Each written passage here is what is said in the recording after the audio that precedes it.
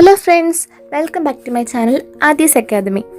നമ്മളിപ്പോൾ കഴിഞ്ഞ വീഡിയോയിൽ ഡിസ്കസ് ചെയ്തിട്ടുണ്ടായിരുന്നത് പാർട്ട്ണർഷിപ്പിൻ്റെ ബേസിക് ആയിട്ടുള്ള കാര്യങ്ങളെ പറ്റിയിട്ടാണ്. അപ്പോൾ നമ്മൾ അതിൽ കുറച്ച് ടേംസിൻ്റെ എക്സ്പ്ലനേഷൻസ് അടുത്ത വീഡിയോ ഒന്ന് ചെയ്യാമെന്നാണ് പറഞ്ഞിരുന്നത്. അപ്പോൾ നമ്മളിന്ന് നോക്കുന്നത് അതിനെ പറ്റിയിട്ടാണ്. അപ്പോൾ നമുക്ക് വീഡിയോയിലേക്ക് പോകാം. അപ്പോൾ നമ്മൾ നോക്കുന്ന ഫസ്റ്റ് ഐറ്റം ഇൻട്രസ്റ്റ് ഓൺ ക്യാപിറ്റലാണ്. ക്യാപിറ്റൽ എന്ന് പറഞ്ഞാൽ പാർട്ട്നേഴ്സ് ഫേമിലേക്ക് എന്താണോ കോൺട്രിബ്യൂട്ട് ചെയ്തിരിക്കുന്നത്, ഇൻവെസ്റ്റ് ചെയ്തിരിക്കുന്നത്, അതിനാണ് നമ്മൾ ക്യാപിറ്റൽ എന്ന് പറയുന്നത്. അതിന് കൊടുക്കുന്ന ആ ക്യാപിറ്റലിന് കൊടുക്കുന്ന ഇൻട്രസ്റ്റിനാണ് നമ്മൾ ഇൻട്രസ്റ്റ് ഓൺ ക്യാപിറ്റൽ എന്ന് പറയുന്നത്. ഫേമിൻ്റെ സൈഡിൽ നിന്ന് ചിന്തിക്കുമ്പോൾ ഇൻട്രസ്റ്റ് ഓൺ ക്യാപിറ്റൽ എന്ന് പറയുന്നൊരു എക്സ്പെൻസാണ് അവരത് പ്രൊവൈഡ് ചെയ്യാണ് പാർട്ട്നേഴ്സിന്. പക്ഷേ പാർട്ട്നേഴ്സിനെ സംബന്ധിച്ച് ഒരു ഗെയിനാണ്. പാർട്ട്നേഴ്സിനെ സംബന്ധിച്ച് ഇൻട്രസ്റ്റ് ഓൺ ക്യാപിറ്റൽ കിട്ടുന്ന റേറ്റാണ്, ക്യാപിറ്റൽ കൂട്ടുന്ന റേറ്റാണ്. ഇൻട്രസ്റ്റ് ഓൺ ക്യാപിറ്റൽ നമ്മൾ പ്രൊവൈഡ് ചെയ്യുന്നത് ഡീഡിൽ എത്ര പെർസെൻറ്റേജാണോ പറഞ്ഞിരിക്കുന്നത് ആ റേറ്റിലായിരിക്കും നമ്മൾ ഇൻട്രസ്റ്റ് പാർട്ട്നേഴ്സിന് കൊടുക്കുന്നത്.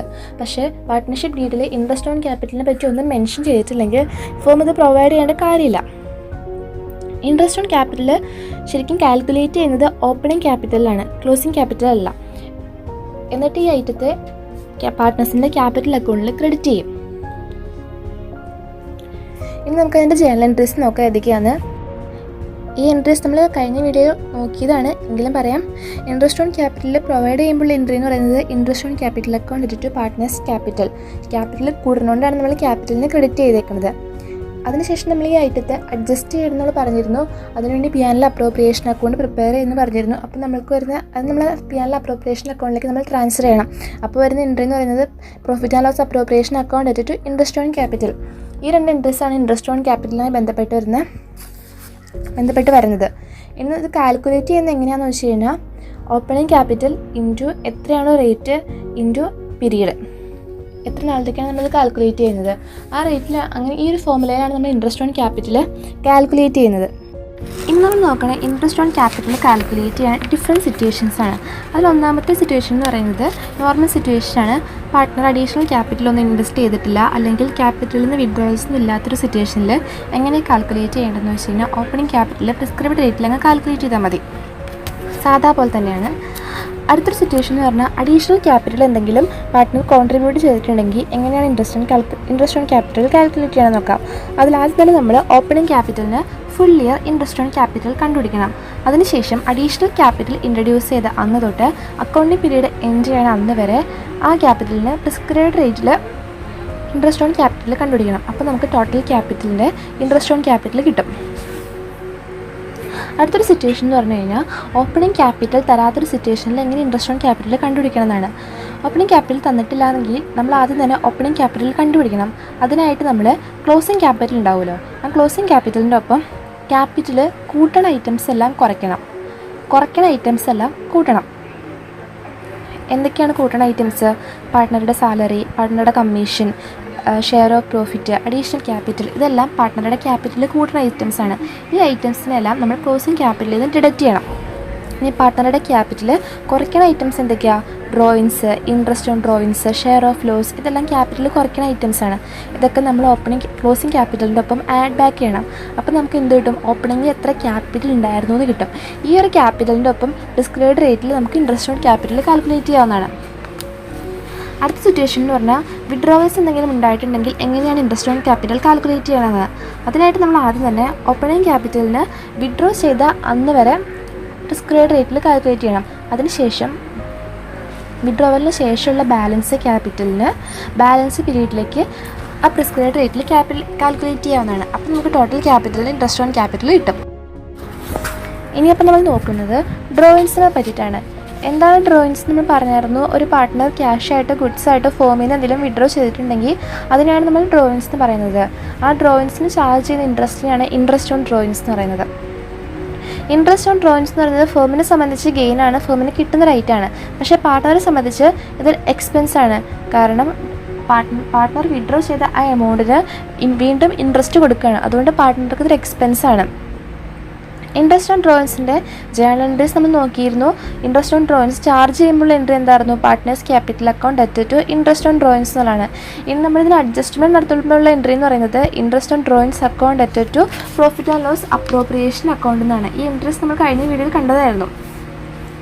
ഇനി നമ്മൾ നോക്കുന്നത് അതിൻ്റെ ഡിഫറെൻറ്റ് സിറ്റുവേഷൻസ് ആണ്. അതിലൊന്നാമത്തേന്ന് പറയുന്നത്, ഇപ്പോൾ നമുക്ക് എല്ലാ ഡീറ്റെയിൽസും തന്നിട്ടുണ്ടെങ്കിൽ എത്ര എമൗണ്ട് വിഡ്രോ ചെയ്തു, എന്നാണ് വിഡ്രോ ചെയ്തത്, എത്രയാണ് ഇൻട്രസ്റ്റ് റേറ്റ്, ഇങ്ങനെയെല്ലാം തന്നിട്ടുണ്ടെങ്കിൽ എങ്ങനെ കാൽക്കുലേറ്റ് ചെയ്യണമെന്ന് വെച്ച് കഴിഞ്ഞാൽ എത്രയാണോ വിഡ്രോ ചെയ്ത എമൗണ്ട് ഇൻറ്റു എത്ര മാസത്തേക്ക്, അതായത് എന്ന് തൊട്ട് ആ അക്കൗണ്ടിങ്, അതായത് വിഡ്രോ ചെയ്ത അന്ന് തൊട്ട് അക്കൗണ്ടിങ് ഇയർ എൻഡ് ചെയ്യുന്ന വരെയുള്ള ഡേറ്റ്, അത് ഇൻറ്റു പ്രിസ്ക്രൈബ്ഡ് റേറ്റ്. ഇനിയിപ്പോൾ നമ്മൾ നോക്കുന്നത് ഇൻട്രസ്റ്റ് ഓൺ ഡ്രോയിങ്സിൻ്റെ കാൽക്കുലേറ്റ് ചെയ്യുന്ന കുറച്ച് സിറ്റുവേഷൻസ് ആണ്.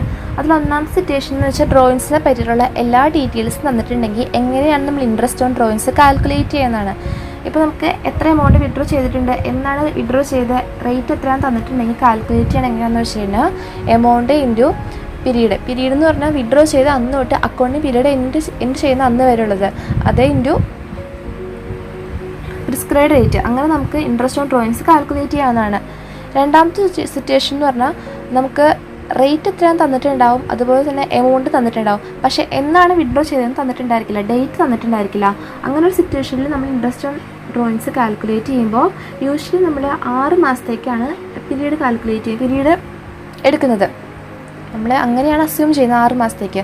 അപ്പോൾ നമുക്ക് എങ്ങനെ വരാം, എത്ര എമൗണ്ട് ഇൻറ്റു 6 മാസം, അതേ ഇൻറ്റു എത്രയാണോ റേറ്റ്, അപ്പോൾ നമുക്ക് കിട്ടുന്നതായിരിക്കും ഇൻട്രസ്റ്റ് ഓൺ ഡ്രോയിങ്സ്. ഇനി വേറെ സിറ്റുവേഷൻ എന്ന് പറഞ്ഞു കഴിഞ്ഞാൽ നമുക്ക് ഒരു വർഷത്തിൽ തന്നെ കുറേയധികം വിഡ്രോവൽസ് ഉണ്ടാവുകയാണെങ്കിൽ എങ്ങനെയാണ് ഇൻട്രസ്റ്റ് ഓൺ ഡ്രോയിങ്സ് കാൽക്കുലേറ്റ് ചെയ്യുന്നതാണ്. അപ്പോൾ നമ്മൾ ആദ്യം തന്നെ ചെയ്യേണ്ടത് ടൈം പീരീഡ് കണ്ടുപിടിക്കണം. വിഡ്രോ ചെയ്ത അന്ന് തൊട്ട് അക്കൗണ്ടിങ് പീരീഡ് എൻഡ് ചെയ്യുന്നവരെയുള്ള ടൈം പീരീഡ് കണ്ടുപിടിക്കണം. അതിന് അതത് വിഡ്രോവൽസ് എമൗണ്ടായിട്ട് മൾട്ടിപ്ലൈ ചെയ്യണം. അപ്പോൾ നമുക്ക് കിട്ടുന്നതാണ് പ്രൊഡക്റ്റ്. അങ്ങനെ എല്ലാ പ്രൊഡക്റ്റിനെയും ആഡ് ചെയ്യണം. ആ കിട്ടുന്ന എമൗണ്ടിൽ വേണം നമ്മൾ ഇൻട്രസ്റ്റ് കാൽക്കുലേറ്റ് ചെയ്യാനായിട്ട്. ഒന്നുകൂടി പറയാം, ആദ്യം നമ്മൾ കാൽക്കുലേറ്റ് ചെയ്യേണ്ടത് ടൈം പീരീഡാണ്. എന്നാണ് വിഡ്രോ ചെയ്തത് അന്ന് തൊട്ട് അക്കൗണ്ടിങ് പീരീഡ് എൻഡ് ചെയ്യുന്ന അന്ന് വരെ ഉള്ളത്. അതിന് എമൗണ്ട് കൊണ്ട് മൾട്ടിപ്ലൈ ചെയ്യണം. അപ്പോൾ കിട്ടുന്നതാണ് പ്രൊഡക്റ്റ്. അങ്ങനെ എല്ലാ പ്രൊഡക്റ്റിനെയും ആഡ് ചെയ്യുക, എന്നിട്ട് ആ ഒരു എമൗണ്ടിൽ നമ്മൾ ഇൻട്രസ്റ്റ് കാൽക്കുലേറ്റ് ചെയ്യുക. അതാണ് ഈ ഒരു സിറ്റുവേഷനിൽ ചെയ്യേണ്ടത്. ഇനി ഒരു പാർട്ട്ണർ ഫിക്സഡ് എമൗണ്ട് എല്ലാ മാസവും വിഡ്രോ ചെയ്യണമെങ്കിൽ എങ്ങനെയാണ് ഇൻട്രസ്റ്റ് ഓൺ ക്യാപിറ്റൽ കാൽക്കുലേറ്റ് ചെയ്യാൻ നോക്കാം. ഇപ്പോൾ ഒരു പാർട്ട്ണർ ഇപ്പോൾ എല്ലാ മാസത്തിൻ്റെ ആദ്യത്തെ ദിവസം വിഡ്രോസ് നടത്തുന്നുണ്ടെങ്കിൽ നമ്മൾ എങ്ങനെ കാൽക്കുലേറ്റ് ചെയ്യുന്നതെന്ന് വെച്ചാൽ ആദ്യം നമ്മൾ ആവറേജ് പീരീഡ് കണ്ടുപിടിക്കണം. ആവറേജ് പീരീഡ് എങ്ങനെയാണെന്ന് വെച്ച് കഴിഞ്ഞാൽ ഒരു മാസത്തിൻ്റെ ഫസ്റ്റ് ഡേ ആണ് വിഡ്രോ ചെയ്യണമെങ്കിൽ ആവറേജ് പീരീഡ് എന്ന് പറയുന്നത് total period in months plus 1 divide by 2, അതായത് 12 + 1 ഡിവൈഡ് ബൈ 2, ദാറ്റ് ഈസ് 6.5 മാസം. 6.5 മാസത്തേക്കായിരിക്കണം നമ്മൾ ഇൻട്രസ്റ്റ് കാൽക്കുലേറ്റ് ചെയ്യേണ്ടത്. ഒരു മാസത്തിൻ്റെ ആദ്യത്തെ ദിവസമാണ് വിഡ്രോ ചെയ്യണമെങ്കിൽ 6.5 മാസത്തേക്കാണ് കാൽക്കുലേറ്റ് ചെയ്യേണ്ടത്. ഇനി ഒരു വർഷത്തിൽ എല്ലാ മാസവും അവസാനത്തെ ദിവസമാണ് പാർട്ട്ണർ വിഡ്രോ ചെയ്യണമെങ്കിൽ നമ്മൾ കാൽക്കുലേറ്റ് ചെയ്യുമ്പോൾ ആവറേജ് പീരീഡ് എന്ന് പറയുന്നത് total period in months -1 divide by 2, അതായത് 12 - 1 ഡിവൈഡ് ബൈ 2. അപ്പോൾ നമുക്ക് കിട്ടുന്നത് 5.5 മാസമാണ്. 5.5 മാസത്തേക്കാണ് നമ്മളപ്പോൾ ഇൻട്രസ്റ്റ് കാൽക്കുലേറ്റ് ചെയ്യേണ്ടത്. അടുത്ത സിറ്റുവേഷൻ എന്ന് പറയുന്നത് ഒരു മാസത്തിൻ്റെ മിഡിലാണ്. അങ്ങനെ ഒരു വർഷം എല്ലാ മാസത്തിൻ്റെ മിഡിൽ വിഡ്രോ ചെയ്യുകയാണെങ്കിൽ ആവറേജ് പീരീഡ് എന്ന് പറയുന്നത് 6 മാസമായിരിക്കും. അതങ്ങനെ total period months divide by 2 ആണ്, അതായത് 12 ഡിവൈഡ് ബൈ 2 6. അങ്ങനെ 6 മാസത്തേക്കാണ് ഇൻട്രസ്റ്റ് കാൽക്കുലേറ്റ് ചെയ്യേണ്ടത്. അപ്പോൾ ഇതാണ് ഇൻട്രസ്റ്റ് ഓൺ ഡ്രോയിങ്സ് കാൽക്കുലേറ്റ് ചെയ്യാണ് ഡിഫറെൻറ്റ് സിറ്റുവേഷൻസ് എന്ന് പറയുന്നത്. ഇനി നമ്മൾ നോക്കുന്നത് സാലറിനെയും കമ്മീഷനെയും പറ്റിയിട്ടാണ്. പാർട്ട്ണർഷിപ്പ് ഡീഡിലെ സാലറിയും കമ്മീഷനെയും പറ്റി മെൻഷൻ ചെയ്തിട്ടുണ്ടെങ്കിൽ പാർട്ട്നേഴ്സിന് അത് പ്രൊവൈഡ് ചെയ്യണം. പാർട്ട്നേഴ്സിനെ സംബന്ധിച്ച് സാലറി കിട്ടുന്നതും കമ്മീഷൻ കിട്ടുന്നതും പാർട്ട്നേഴ്സിൻ്റെ ക്യാപിറ്റൽ കൂട്ടുന്നതായിട്ടാണ്. പക്ഷേ ഫേമിനെ സംബന്ധിച്ച് ഇതൊരു എക്സ്പെൻസാണ്. അതുകൊണ്ട് തന്നെ പാർട്ട്നേഴ്സിൻ്റെ ക്യാപിറ്റൽ അക്കൗണ്ടിൽ എടുത്ത് ക്രെഡിറ്റ് ചെയ്യും, P&L അപ്രോപ്രിയേഷൻ അക്കൗണ്ടിൽ ഈ ഐറ്റത്തെ ഡെബിറ്റ് ചെയ്യും. പക്ഷേ ചില സമയങ്ങളിൽ നമ്മൾ കമ്മീഷൻ പ്രൊവൈഡ് ചെയ്യുന്നത് നെറ്റ് പ്രോഫിറ്റിൻ്റെ സർട്ടൻ പെർസെൻറ്റേജ് ആയിരിക്കും. അതിൽ തന്നെ 2 മെത്തേഡ് ഉണ്ട്: before charging such commission and after charging such commission. Net പ്രോഫിറ്റിൻ്റെ ബേസിലാണ് നമ്മൾ കൊടുക്കുന്നതെങ്കിൽ ഫസ്റ്റ് മെത്തേഡിലെ ഫോർമുല എന്ന് പറയുന്നത് net profit into rate of commission divide by 100. ഇതാണ് ബിഫോർ ചാർജ് സച്ച് കമ്മീഷൻ എന്ന് പറയുന്നത്. അടുത്തതെന്ന് പറഞ്ഞാൽ ആഫ്റ്റർ ചാർജ് സച്ച് കമ്മീഷൻ എന്നാണ്. അപ്പോഴുള്ള ഫോർമുല എന്ന് പറയുന്നത് net profit into rate of commission divide by 100 plus rate of commission എന്നുള്ളതാണ്. ഇതാണ് നെറ്റ് പ്രോഫിറ്റിൻ്റെ ബേസിൽ കൊടുക്കുമ്പോൾ 2 മെത്തേഡ് എന്ന് പറയുന്നത്. അപ്പോൾ ഒന്നുകൂടി പറഞ്ഞു കഴിഞ്ഞാൽ സാലറിയും കമ്മീഷൻ എന്ന് പറഞ്ഞാൽ പാർട്ട്നേഴ്സിന് ക്യാപിറ്റൽ കൂട്ടുന്ന റേറ്റാണ്. ഫേമിനെ സംബന്ധിച്ച് ഇതൊരു എക്സ്പെൻസാണ്. അടുത്തത് പാർട്ട്നേഴ്സിൻ്റെ ലോണിനെ പറ്റിയിട്ടാണ്. പാർട്ട്നേഴ്സ് ക്യാപിറ്റലിന് പുറമെ എന്തെങ്കിലും ലോൺ ഫേമിലേക്ക് കോൺട്രിബ്യൂട്ട് ചെയ്തിട്ടുണ്ടെങ്കിൽ പാർട്ട്നേഴ്സിന് അതിന് ഇൻട്രസ്റ്റ് ചാർജ് ചെയ്യാവുന്നതാണ്. പാർട്ട്നേഴ്സിൻ്റെ ലോൺ ബാലൻസ് ഷീറ്റിൻ്റെ ലയബിലിറ്റി സൈഡിലാണ് നമ്മൾ കാണിക്കുന്നത്. പാർട്ട്നേഴ്സിൻ്റെ ലോൺ എന്ന് പറയുന്നത്, ലോണിന് കൊടുക്കുന്ന ഇൻട്രസ്റ്റ് എന്ന് പറയുന്നത് ഫേമിനെ സംബന്ധിച്ചൊരു എക്സ്പെൻസാണ്, പക്ഷേ പാർട്ട്നേഴ്സിനെ സംബന്ധിച്ചൊരു ഗെയിനാണ്. പക്ഷെ നമ്മൾ ഈ എക്സ്പെൻസിനെ ഡെബിറ്റ് ചെയ്യുന്നത് പ്രോഫിറ്റ് ആൻഡ് ലോസ് അക്കൗണ്ടിലാണ്. Profit and loss appropriation അക്കൗണ്ടിലല്ല.